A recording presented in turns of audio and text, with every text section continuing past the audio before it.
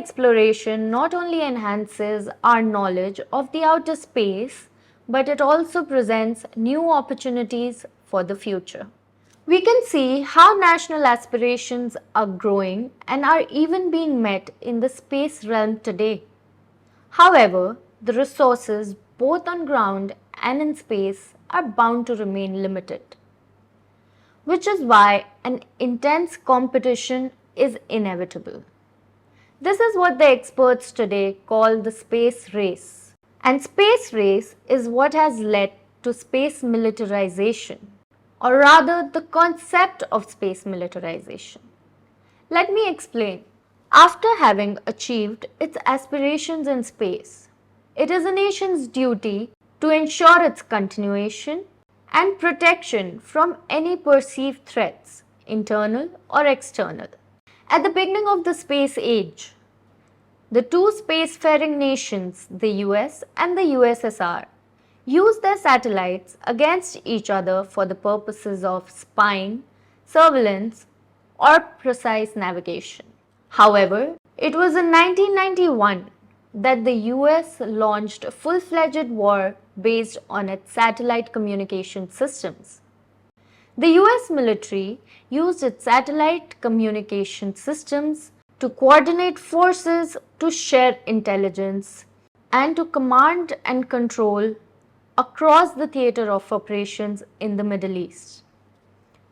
Others were quick to learn a lesson from this and began accelerating their military space programs, which was until then limited to reconnaissance and surveillance.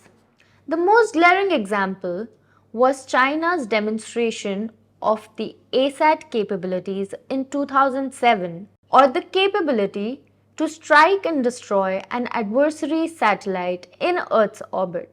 The entire world was left in a shock and the space with a huge amount of space debris. The US was the first country to establish a dedicated military branch for space operations called the US Space Force in 2019, and others soon followed the suit. It was recently that India came up with its own Defence Space Agency, which is a tri-service command. The scope of space applications in military operations has expanded into more diverse areas. For example, the United States operates the Space-Based Infrared System, the SBIRS, which includes a constellation of satellites which are equipped with infrared sensors to detect and track the launch of ballistic missiles worldwide. This data provides early warning and tracking of missile threats for the US and the Allied forces. Simultaneously, all modern-day weaponry and the weapon delivery platforms are equipped and are compatible with space-based applications, like the precise guided munitions or the submarine-launched ballistic missiles. Counter-space technologies like the ASAT capabilities have been tested by 4 countries today. India was the 4th country to test its ASAT missiles in the year 2019.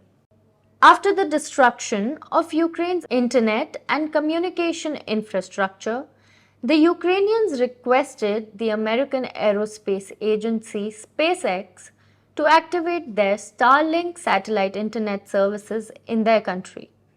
Since then, Starlink has been used by Ukrainian civilians, government, and military for both their defensive and offensive operations against the Russian military posts. As the space program matures technologically, the focus must simultaneously shift to the collective and responsible utilization of space resources. India has stood as an example in both the cases. ISRO has collaborated with various foreign space agencies including NASA, the European Space Agency, and the Japanese Aerospace Exploration Agency JAXA. Simultaneously, despite a robust space program, India has strongly emphasized on space as a common heritage of mankind, both in theory and practice. With an increase in satellite launches, the space debris and congestion is going to become a serious issue for nations going forward. The United States and India have signed a space situational awareness arrangement in an attempt to avoid collisions and keep the environment in space clean.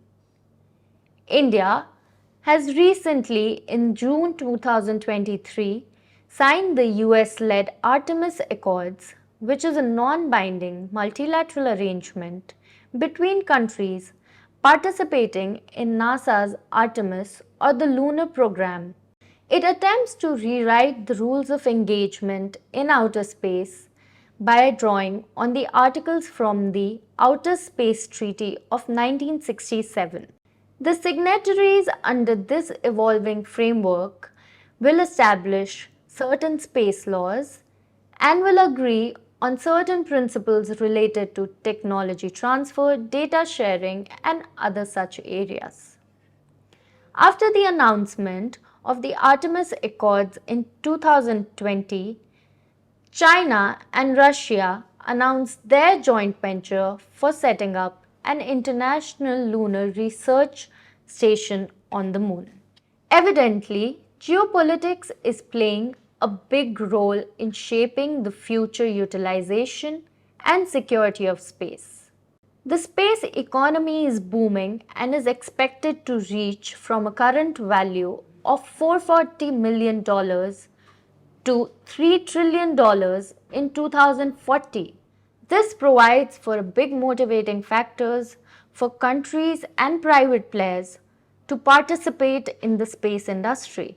Owing to the above factors related to economy, military and geopolitics, countries are caught up in a space race to maximize their share of resources from space.